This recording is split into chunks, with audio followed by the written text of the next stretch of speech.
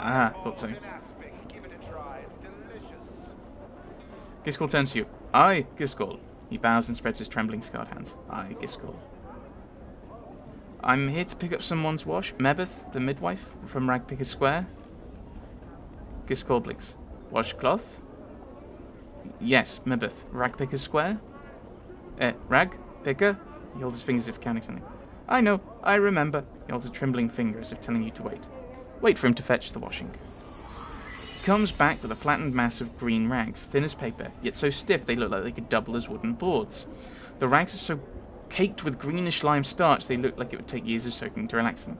How many times did you clean them? Giscol washcloth, starch cloth every 5th day. Washcloth, starch cloth every 5th day. Giscol wash, many years. Always starch cloth on 5th day. Giscol's ritual. But they're ruined. Washcloth is Giscol's ritual. His voice is flat, almost zombie-like. Must starch cloth every 5th day. What's the point of doing it every 5 days when they don't nip? Never mind, just hand them over. Give cloth. He nods and hands you the rags. They're heavy. It's like carrying an armload of bricks. I'll take them back to Mebbeth now. Farewell. Right, this is madness, but alright, we'll work with it. Are they in me inventory? They are! How delightful. I have a new weapon. Got anything else to them? No, flattened mass of green rags, thin as paper, stiff as anything. I suppose she probably wants them like that anyway, to do something with. I'm gone. Oh, hello. Oh, really? Why are you doing this, friend? He's going to end up in trouble. Like being surrounded by 3 very powerful fellows. Damn it.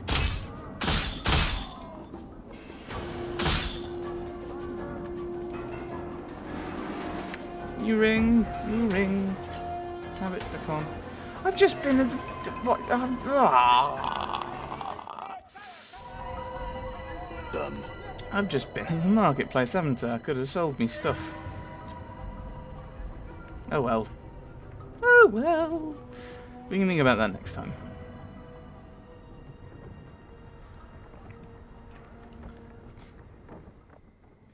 Well, we can go next time Mebbeth, with this fetch quest that Mebbeth's about to give us.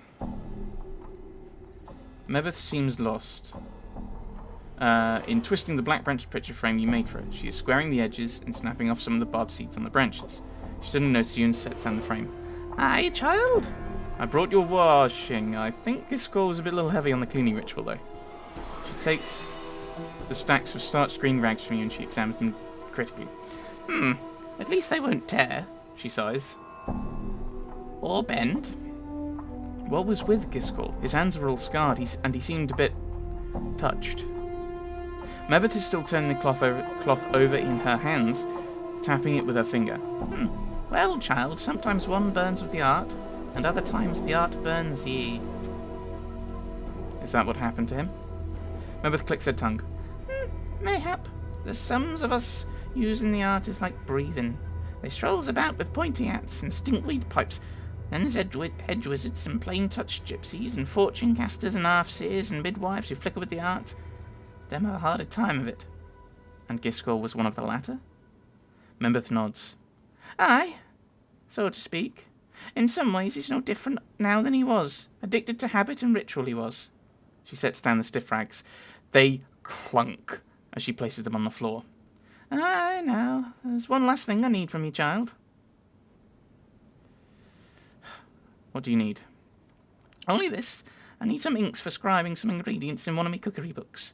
I'll need you to fetch some from one of the merchants. Of course. Kussajai be her name. I'm off. Updated my journal. All right. How did I know there'd be a third one? Yeah, so we'll go and head back, and we will we'll go and pick up the these inks we need. But I think we might nip somewhere else and sell some of our other stuff first. Done. I think it'd be useful to sell off our stuff. Oh, you're still hanging around there. I don't see the point of fighting him. Oh, he has a friend. Cutter, what are you afraid of? I'm afraid of a lot of things, my friend. A lot of things. I'm gone. Yeah. So we'll talk. I think Kosajai's around here, isn't she? I think. But I think we'll talk. Oh, there she is. I was wrong. See if there's anything I can sell you. What do you have? All manner of delicacies. Never mind. Oh. Purchase something. Nothing for me. I can sell things to you, I know that.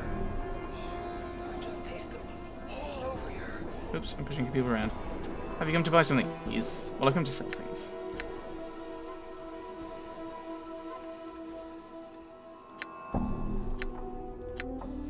I might be able to use that. I'm kind of wary of what I'm selling at this point, because there might be some things I need to hold on to. So I can use them. I'll sell that, certainly.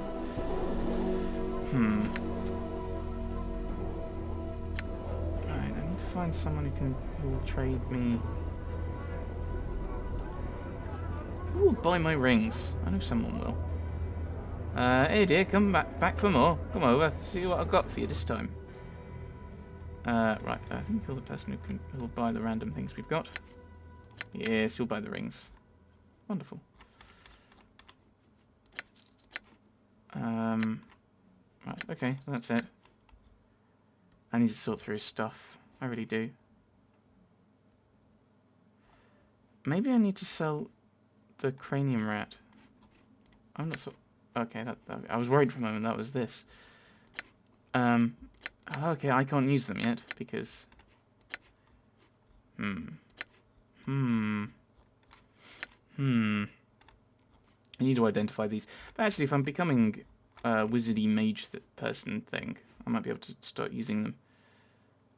I might be able to start doing that myself. If I go to the triangle earring... but you can't be sure the magic contained within the charm is active when the insect is consumed and swallowed. The recipient suddenly becomes extremely nauseous. Stream of insects from their nose and mouth. Ew. I think we should probably sell it.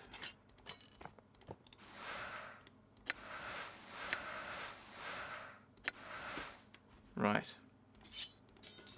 I've got a random key that I can't use. But having said that, I don't really want to get rid of. That's a stealth bonus. I'm kind of... I might just... well, there's no point in selling it. I mean, I'm not desperate for inventory space, I don't think. Right, Kosajai. This toothless old crone reeks of fish and brine. Spying your approach, she gives you a wide pink smile. Fish, my child? Fish heads, mayhap? Mebbeth said you sell ink. She sent me to purchase some. Ink? She chuckles. Nay, sir, I sells no ink. I sells just fish. Are you sure? Mebbeth the midwife from Ragpicker Square mentioned you specifically. Ah, well, Kosajai was me dam's name, and me granddam's name, so it could be any of us. Yet they're both in the dead book. It's only this Kosajai matters. No idea what she's on about. A midwife in the Ragpicker Square, you say? She thinks for a moment. Don't know her, I don't.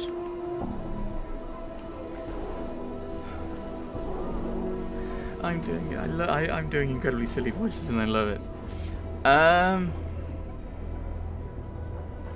Oops. Well then, she said you'd be able to help me, but if that's not the case. Now hold on. Your midwife friend's not all wrong. I know how you can get ink, but it may not be the ink you're looking for. The ink I'm thinking of bleeds from the gills of a Brogotafin, it does. The Brogotafin bleeds ink.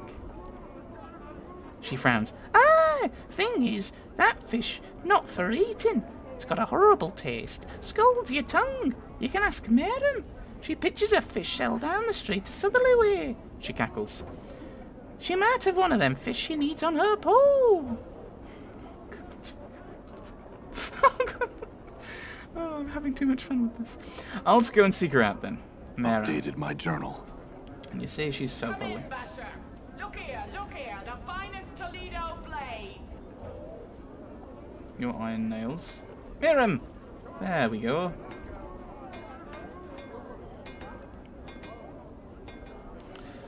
Well met again, sir. What can I do for you? Have you heard of a Brigota fin? I was told it bleeds ink from its gills. She blinks and nods. Aye, that fish is a strange one, it is. Not many have heard of it unless it want to eat it. Difficult to kill, and even in death it still seems to live. Not many want to latch their teeth around something that still writhes. Do you have one? Updated my journal. Aye, but the ink. You need something to carry it in. Have you a bowl or cup, perchance? Or a tankard. Maybe one of the merchants is selling one. I will come back. Oh, I don't really want to do this.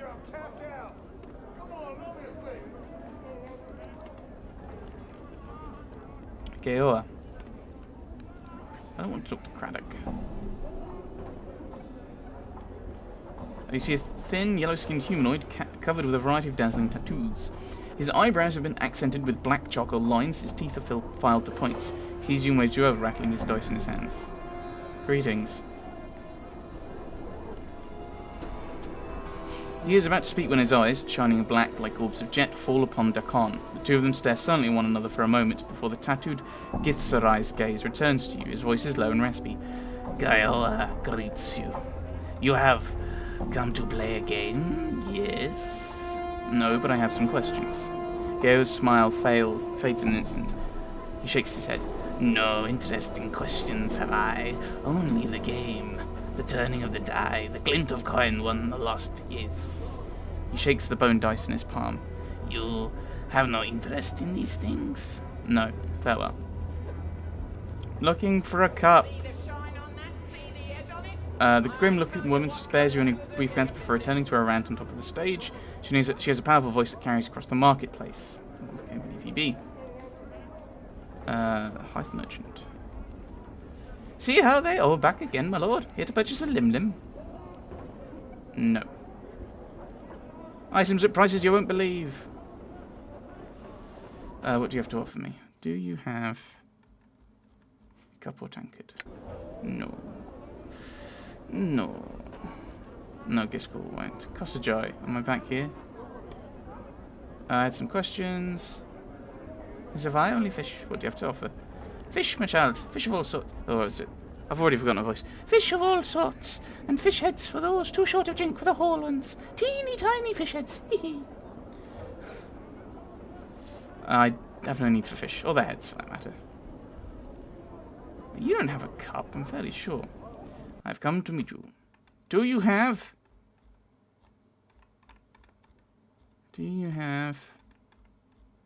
No, you just have random things I've told you. Giskel doesn't. I'm almost certain of it. No, I've already talking to you, I think. No, you don't sell things. You sell... Well, you do sell things. You just don't sell the things I want. What about you, madam? The woman smiles warmly at your approach. Hello again, sir. What would you like to purchase this day? What are you selling right now? Plates, cups, jugs, tankards. I need something to hold ink. Do you have a tankard or goblet? Oh, yes, many kinds. They range in price for a few coppers to several hundred. I'm looking for the cheapest one you have. Raises her eyebrows. She reaches into a crate at her side and throws a battered-looking tankard at you. It's covered in dents. Its handle looks like it's about to fall off. This one looks like it was used on someone's skull. She smiles slightly. It'll do. Thanks and farewell. Updated my journal. Right. Ink. Right, so then we'll head back. We've had a little bit of a clear out. We'll probably have more of a clear out later when we're all wizardy. Meet again. What can I do for you? I brought a tankard. Can I get the ink from the fish? She nods and plucks a fish from a pole. It twitches as she grabs it, then starts lashing about as she begins to twist it like a rag. She wrings it until bluish-black ichor begins to trickle from the fish's gills. When your tankard is almost full, she relaxes her grip and throws the twitching fish into a sack at her side. Thank you, and farewell. Updated my journal. Yay! Yay. So we have the ink. Now back to Mebbeth. Who? What on earth was that noise? I assume it was one of the lim-lims. I was about to say death by lim-lim, but we've already seen that, haven't we? Yes.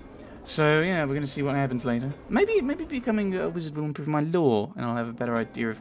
And I'll be better at kind of identifying the things that are in my pocket without having to use spells? Come on, Cutter, come on in here. You want to sleep outside? I don't know. I'm gone. Right, so... I thought that might have actually... that this area might have lit up a bit if I went into this corner. Apparently not. Right. Mebbeth. Mebbeth is tugging at the mass of greenish lime starch rags you bought from Giscol. She seems to be purposely fraying the edges as if to peel them apart somehow. When she hears you approach, she turns. "Aye, child." Here's the ink you wanted. Mebbeth takes a tankard of ink from you, then sniffs it. "Prime ink. Fresh it is, aye." She nods at you. "You've done well, child. All I've asked. Now ask ye again. After all you've seen, do you still want to learn the art?" Yes, after all, the guiding goal of your errands was to test my persistence, was it not? I don't think so. I think it was actually to show what can happen. I assume, like with Giscol. Mebbeth smiles and nods. "Yes, mayhap, child, mayhap." And that's not all. You knew who I had to see to accomplish each errand, didn't you? Mebbeth nods again, slower this time. "Mayhap, child, mayhap. If and so, what did your senses tell you about him?" Mourns for trees showed me that my beliefs affect the world around me.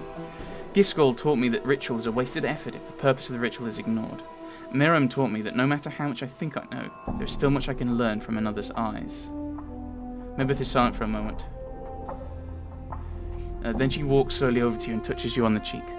"Oh, child," she sighs. "You'll be a master sorcerer one day, you will. You have the knowing of it, yet you've come to old Mebbeth for help, you have. What could a midwife teach such a one?" "Much, Mebbeth, and I want to learn all you have to teach." "So you walk the path, then?" Mebbeth pauses. "Well, first things first. Just having the knack for the art isn't enough. You need some means of giving it focus. Usually spells." Inverted commas. "The spells are usually in a book, so the art demands you have a spell book or it's like before you can cast spells. Can you read?" "Yes, I've read books." "Then let's test it. Can you read this?" Mebbeth draws forth a small tattered card. It looks like a recipe. "Examine the recipe."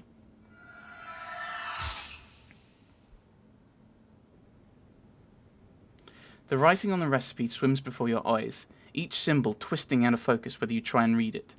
Almost instinctively, you relax your eyes, allowing them to take in the page all at once, and the symbols suddenly bleed together. The recipe lists measurements, ingredients. It appears to be some minor divination.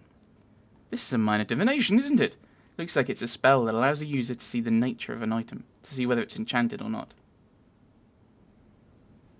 Mebbeth's eyes widens. "Who are ye to test old Mebbeth so? Are you some fiend?" "What's wrong?" Updated my journal. "Well, not expecting it, was I?" She nods the recipe, then plucks it out of your hand. "What do you see? It's written in the language of the art. If you're not a mageling yet, it should be all a swirl jumble of mishmash." She snaps her fingers. "It clear as crystal. You pluck the sense of it right up. Mayhap you tell old Mebbeth why that is." "I don't really know. I may have known it once, but forgotten. Seeing the symbols jarred my memory." "Or else a natural gift you may have." No matter. You've just shaved seasons off your learning, you have." Mebbeth harumphs. Harumph. "And I'd be looking for someone to handle the chores around here, I had." "If you need help with anything around here, you can still ask. It's the least I can do in exchange for you teaching me." No, don't worry about yourself about it." She frowns.